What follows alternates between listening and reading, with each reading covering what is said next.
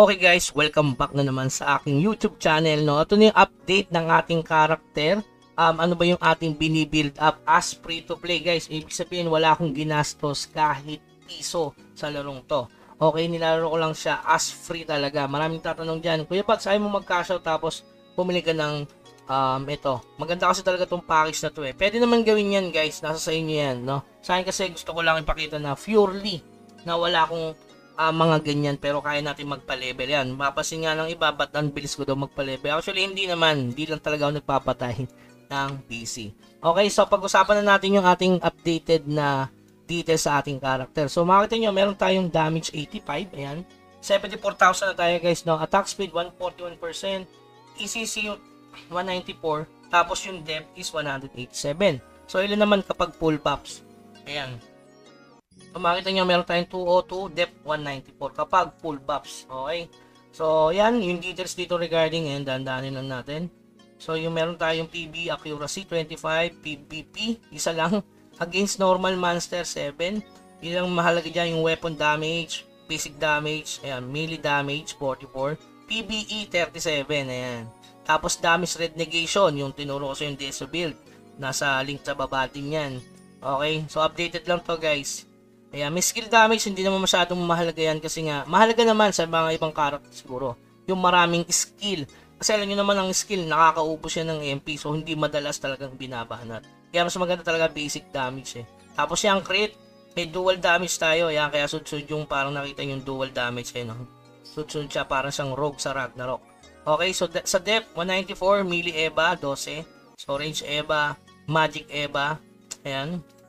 Okay, kasama yan sa defense no, para maka-evade ka. So yan, depth, PBE depth, mas mahalaga yan. Tapos PVP, mahalaga naman kung mahilig ka sa PVP talaga. Tapos yung reduction, ayan, 42, 10, tapos range damage red, ayan.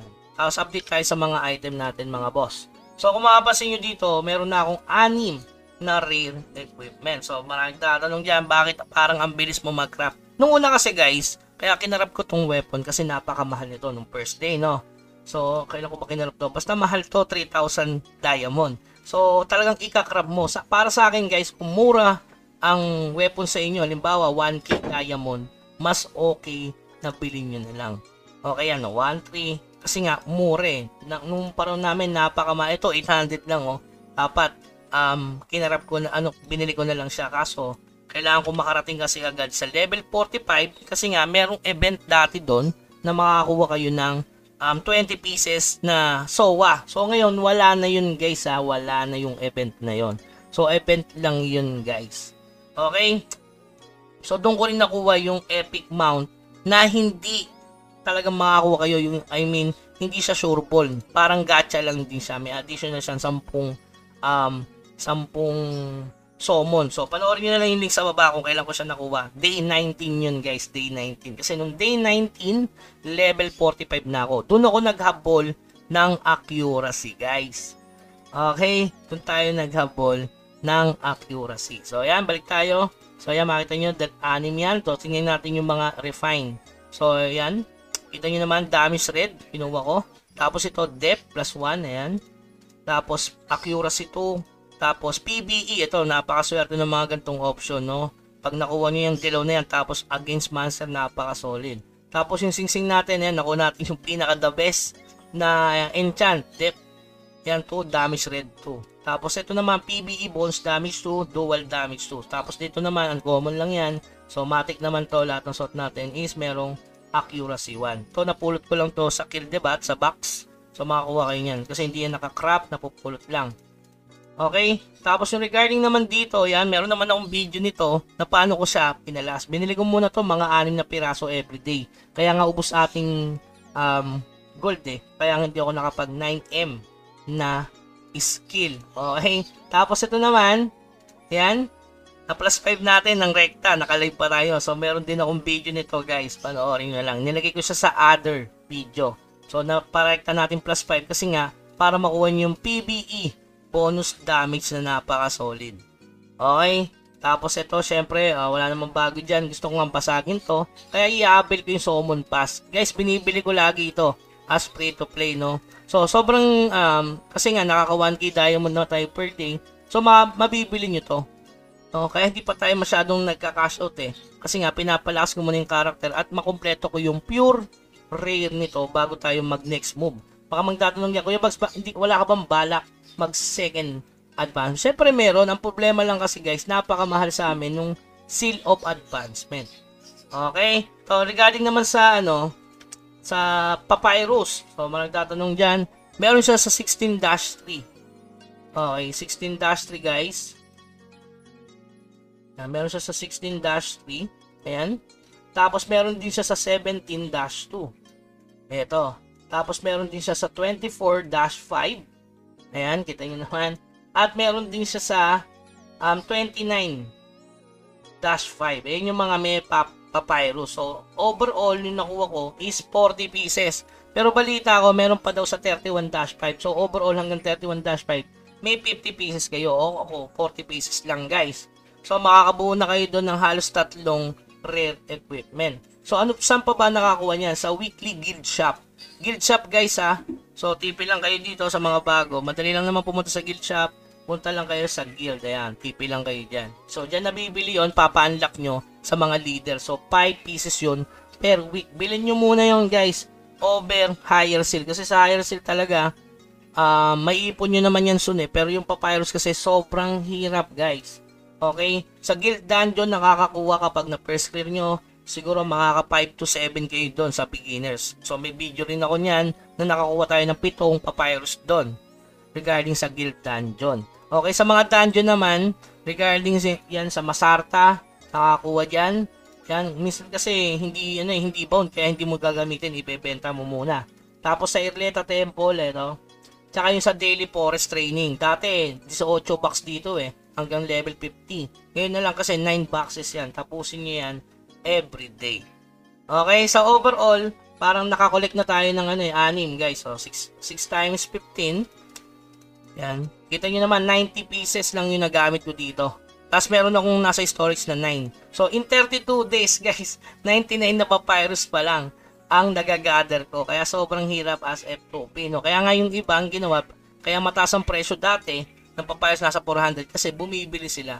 Sobrang limit lang talaga nung mapupulutan ng papyrus. Sobrang tagal talaga. Kaya nga madaling mag-crop Ang problema yung papyrus na yan. Yun lang yung pwedeng mong pagkukuhanan ng papyrus unless gagastos ka. Okay? So, ayan mga tatanong regarding doon sa papyrus. So, regarding naman sa daily. So, ngayon guys, ginagawa ko is daily quest muna. Tapos, tinatapos ko rin yung request mission. Which magbibigay sa inyo ng diamond. So, yun muna yung tinatapos ko kapag umaga.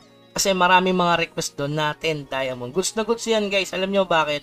Kasi nga, habang nag-grind ka din ng materials, so, nagkakaroon ka pa ng diamond. Tapos, kapag tapos na lahat yan, nagtapos ka na sa LOP, yan, tapos na kayo sa Land of Prosperity, sa na kayo, kill, diba, at magdamag. At saka huwag nyong bilhin nyo lagi yung mga daily. Tulad ng mga ganito yan, mahalaga yan. Tapos ano ba pinakamagandang bilhin dyan? Matagal pa yan guys hanggang pa to? Hanggang, 3 days pa.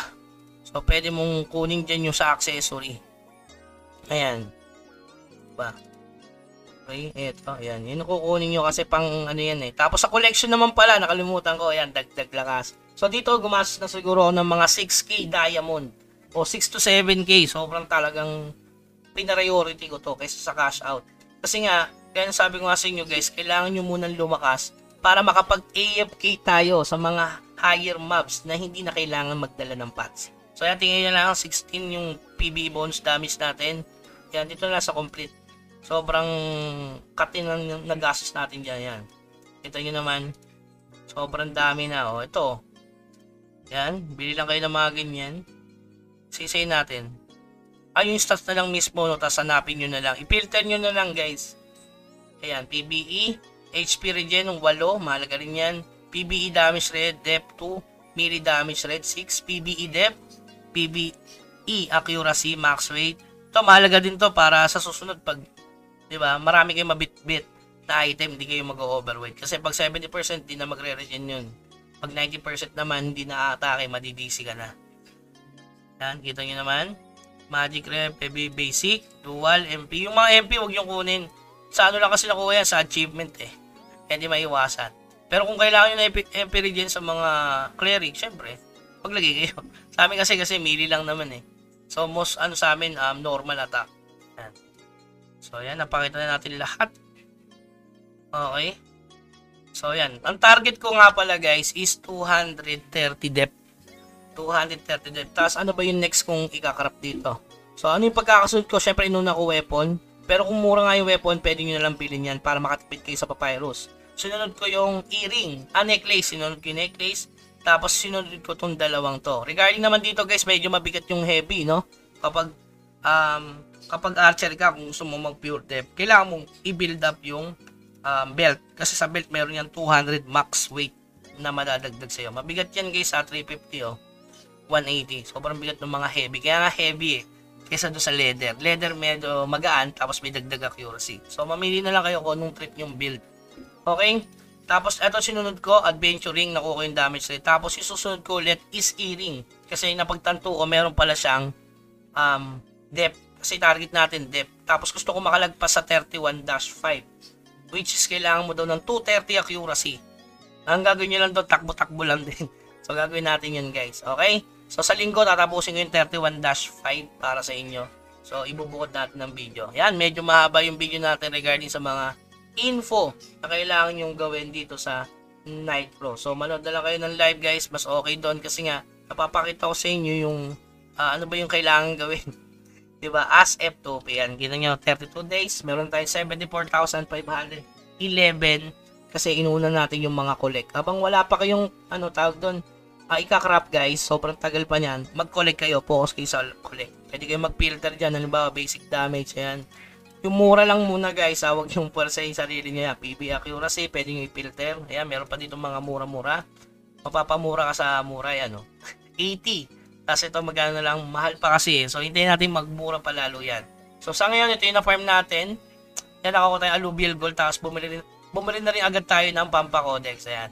So, nakapagbenta tayo, bumili tayo ng Pampacodex. Ngayon lang yan, guys. So, 48 minutes ago. Paggising ko pa lang ng umaga. So, ayan, mga nabenta natin. Hindi man kalakihan, pero yun nga, buy and sell lang. Sell ng item, tapos collection. I-priority mo rin ng collection yung mahalagang hit stats. Okay, so yun lamang guys. Nakatulong tong video na to para lalo kayong lumakas. Paano na lang kung naglalagay pa kayo sa laro, diba? Iba yung progress nyo sa amin. Okay? So, kita-kits mamaya. Baka mag-live tayo kahit saglit lang. Hanggang sa muli. Paalam.